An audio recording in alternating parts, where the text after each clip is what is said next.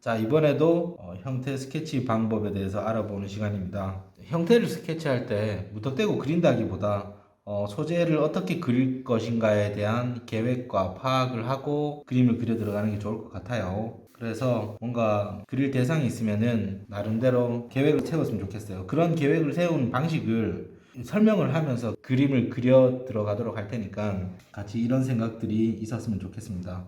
자, 이 소재를 보니까 뒤에 있는 테이프 같은 경우는 원기둥이죠. 그냥 원기둥, 이 정도의 원기둥에서 이렇게 있는 테이프가 있고, 이 위에 장갑이 걸쳐져 있는데 이게 천이란 말이에요. 어떤 얘는 도형화로 그릴 수 있는 소재인데 얘는 도형화로 그릴 수 없는 소재죠. 그래서 이런 소재 같은 경우는 뭐랄까, 이름 붙이자면 약간 다각형 형태인데 안쪽에 보면 디테일한 것들이 되게 많아요. 이런 골도 있고 빨간 고무 재질이 묻어 있기도 하고 손가락이 이렇게 있기도 하고. 근데 우리는 형태를 잡을 때 항상 단순하게 시작해서 점점 세밀하게 가야 되니까 단순하게 볼 겁니다.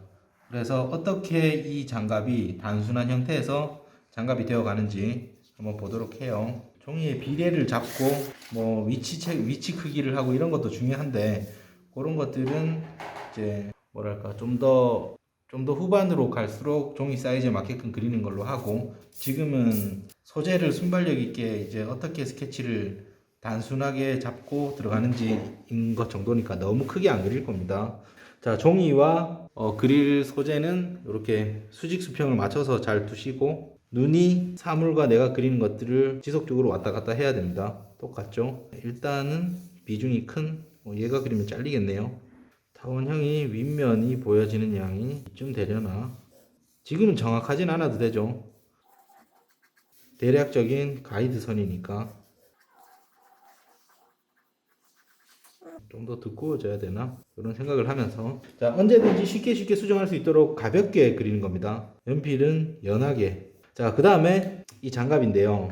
이 장갑도 이 화면 중에서 어느 지점쯤에 걸쳐져 있는지 한 중간 정도에 걸쳐져 있는 것 같아요. 그리고 약간 기울어져 있는 것 같고, 작은 꺾임들을 처음부터 많이 찾으면 안 돼요. 최대한 단순하게. 그리고 저는 이렇게 직선으로 단순화시켜서 그리는 편이에요. 처음부터 휘어지게 그릴 수도 있지만 이것도 단순한 곳에서 점진적으로 세밀하게 찾아가는 과정이 훨씬 더 정확한 것 같아가지고, 이 높이를 수평 수직 같은 거 이렇게 많이 재보겠죠. 수평으로 재보니까 테이프 높이 정도의 장갑이 이렇게 있네요.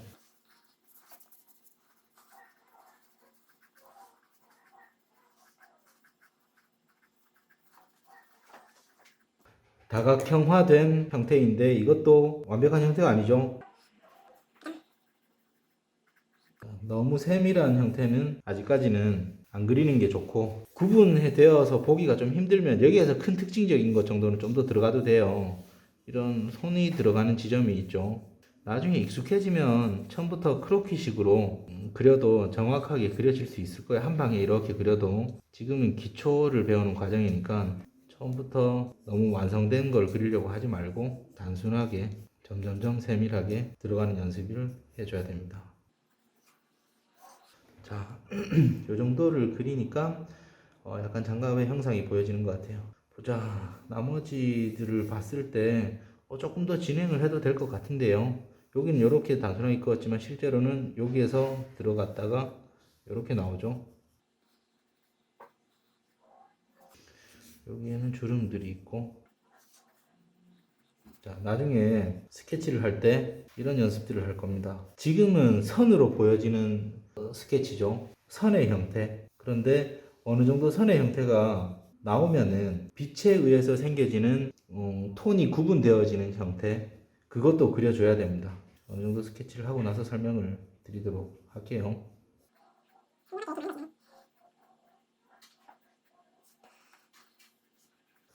자, 요런 손가락을 그릴 때도 처음부터 앞에 거 하나 뒤에 거 하나 이렇게 그린 게 아니라 이 전체 손가락의 두께와 길이를 먼저 구한 다음에 이 안에서 구분을 시켜줘야 돼요. 이게 맞다면은 안쪽의 구분은 틀려도 요 안에서 수정을 하면 되겠죠. 그래서 그려놓고 보니까 이 네모를 봤을 때 더 얇거나 아니면 옆으로 더 길거나 한 것 같아요. 그래서 이 두께를 좀 더 주거나 아니면 이 길이를 좀 더 줄여야 될 것 같은데 어떻게 고치는 게 맞아 보여지는지 한번 또 비교 관찰을 해 봐야 될 것 같아요. 지금 테이프랑 같이 비교를 해 봤을 때 이 두께는 맞는 것 같거든요. 그러면은 이 테이프 자체가 더 길어져 가지고 얘들이 더 같이 길어지는 방법이 있고, 아니면 얘를 이쪽으로 줄였을 때 이 두께와 길이의 비례는 맞지만 이 네모가 옆에 있는 얘와 비례감이 맞는지도 또 봐야 될 것 같아요. 얘는 장갑과 테이프의 관계성이 크기 비례가 또 맞아줘야 되는 거고, 그리고 장갑 내에서도 손가락과 이 손바닥 면이 들어가는 크기 비례가 맞아줘야 되는 거죠.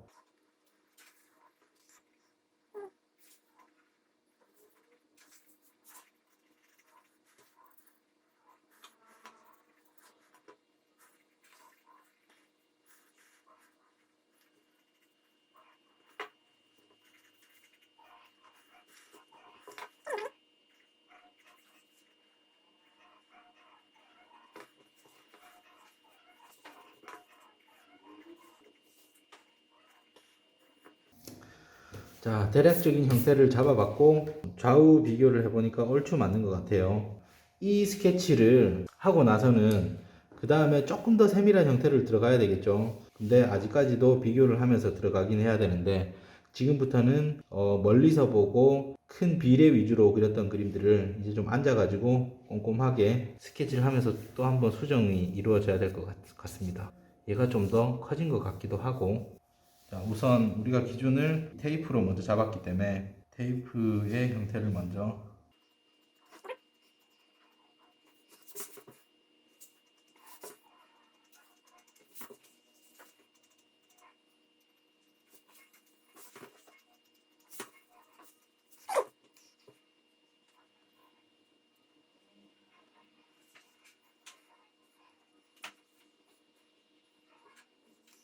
스케치를 할 때 어떤 이런 인공물의 외곽의 선을 그릴 때 약간 일정하게 그리는 게, 선의 힘의 정도를 약간 일정하게 그리는 게 곧게 그려졌다라는 느낌이 잘 들죠. 근데 얘도 인공물이긴 하지만 이 외곽이 천의 외곽인 거이라서 자연물의 외곽인 것처럼 되게 이렇게 작은 굴곡들의 변화들이 많죠. 그래서 이런 것들을 그릴 때는 약간씩 선의 진하기 정도를 약간씩 달리 해주면은 좀 진한 부분도 있고 연한 부분도 있고 그렇게 그려주면은 훨씬 더 얘 재질감다운 느낌이 스케치에서부터 나오게 됩니다.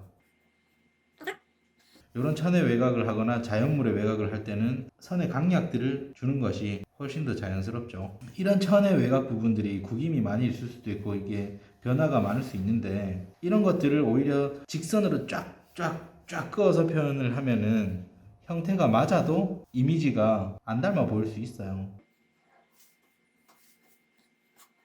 자, 이 부분은 공간이 이렇게 멀어지는 부분이니까 선명하게 보이지 않게 그리는 게 잘 그리는 거죠. 흐릿하게 보여지는 부분을 깽하게 그리는 게 잘 그리는 게 아니에요. 흐릿하게 보이는 부분을 자연스럽게 흐리게 그려주는 게 잘 그리는 겁니다. 그리고 내가 포인트로 3을 당겨줘야 될 부분은 보여지는 것보다 더 세밀하고 디테일하게 마치 실제처럼 그려주는, 그래서 의도적인 강조와 의도적인 생략이 들어가게끔 그리는 게 잘 그리는 거예요. 표현을 하면서도 있겠지만 스케치에서도 그런 게 있으면은 표현을 하면서 이 부분은 내가 생략해 줄 곳이구나, 이 부분은 내가 강조시켜 줄 곳이구나 쉽게 알게 돼요. 그림자도 같이 그려주시고 같이 스케치해 주시고, 빛은 이쪽에서 오는 방향으로 하면 되겠네요. 지금 해줘야 될 게 이런 겁니다.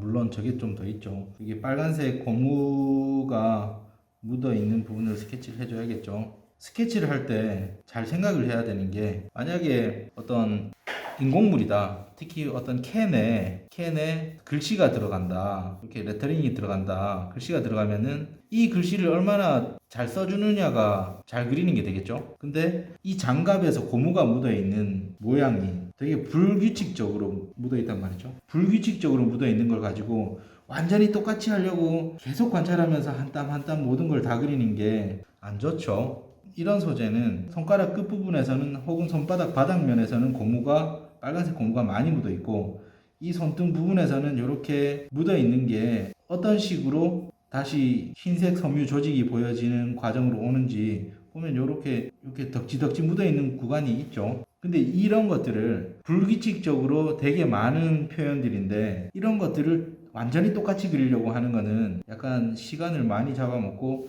그렇게 노력해도 그만한 효과가 덜 보여지는 거예요. 그래서 이런 거는 어떤 형식으로 되어 있는가를 파악하고 그럴싸하게 그리는 겁니다. 그럴싸하게.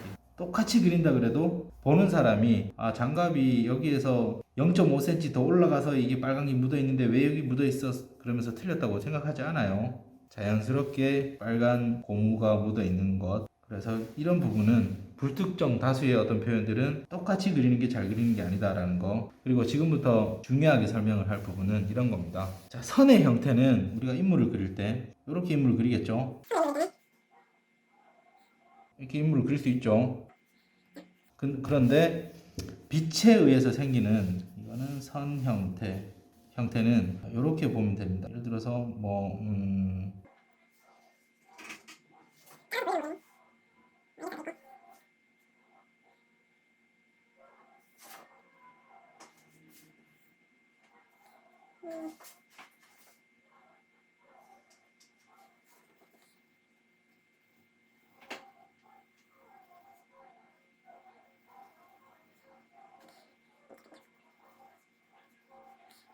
자, 빛에 의해서 생기는 형태는 뭐 이런 식으로 있을 수 있겠죠. 선으로 잡은 형태. 이거는 빛에 의해서 빛을 받는 면과 빛을 받지 않는 면의 경계선을 구분을 지은 겁니다. 이런 형태까지 봐줘야 된다라는 거죠. 그래서 얘 같은 경우는 빛을 받지 않는 부분에는 약간의 어떤 빗금을 쳐가면서 빛을 받지 않는 영역에 대한 표시. 요런데도 빛을 받지 않는 영역들이 앞쪽으로 쑥그러져 있으니까 밑에 그림자가 생기고, 그리고 어둠 안쪽에 있는 표현은 의도적으로 생략하고 덜 그려주는 겁니다. 여기가 어둠 안에 있다라는 느낌이 드니까 착착착착착착 써가지고 어둠 안에 넣어주는 거죠. 빛이 여기서 오니까 여기서도 빛을 덜 받는 면이니까 착착착착 들어가겠죠. 얘는 색깔이 원체 짙은 색이죠. 그래도 양감의 원리를 위해서 이런 부분은 좀 어두운 색 중에 밝게 다시 넘어가야 되고, 점점 어둡게 이렇게 되겠고, 어두운 색이지만 얘 그림자가 져가지고 훨씬 더 어둡게 들어갈 겁니다. 여기는 자, 여기도 어두운 면이니까 착착착착. 얘 같은 경우는 도톰한 양감이 있죠. 그리고 이런 식으로도 넘어가는 부분이 있고, 그래서 얘는 약간 요렇게 넘어가는 것 같아요. 이런 식으로 여기는 어두운 부분으로, 여기도 이렇게 넘어가는 부분이니까 착착착착착 이렇게 넘어가면서 이게 옆면이 되겠네요. 이거는 많이 눌려가지고 여기에 어두운 면이 있고,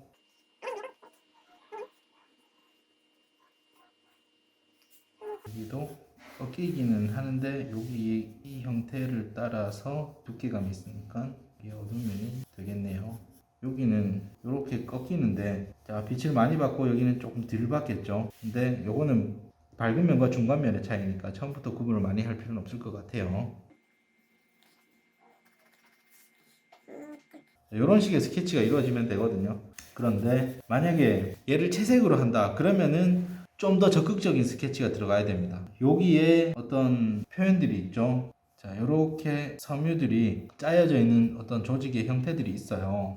실제로 보이는 것만큼 작게 하면은 서서 평가자의 위치에서 보면 이게 안 보이겠죠. 약간 좀 더 서서 볼 때도 슬쩍 보여질 수 있게끔 약간 큼직하게, 이만큼은 아니지만 약간 보여질 수 있게끔 큼직한 정도의 스케치들을 좀 더 해주면 되는데요. 소묘를 할 때는 톤에 의해서 이런 굴곡과 양감, 거리감을 먼저 표현해주고, 중요한 부위에만 슬쩍 해줘도 전체가 다 이렇게 생겼겠거니라고 보여질 수 있게 하기 쉬워요. 그리고 이런 스케치를 세밀하게 해도 나중에 톤이 들어가게 되면은 보여지지 않기 때문에 처음부터 그럴 필요는 없는데, 만약에 채색을 하게 된다면은 처음부터 중요한 부분에는 이런 디테일한 스케치도 진행해 주는 것이 도움이 됩니다. 그래서 이게 소묘로 그릴 건지 나중에 채색을 할 건지에 따라서 스케치의 양이 달라지겠죠.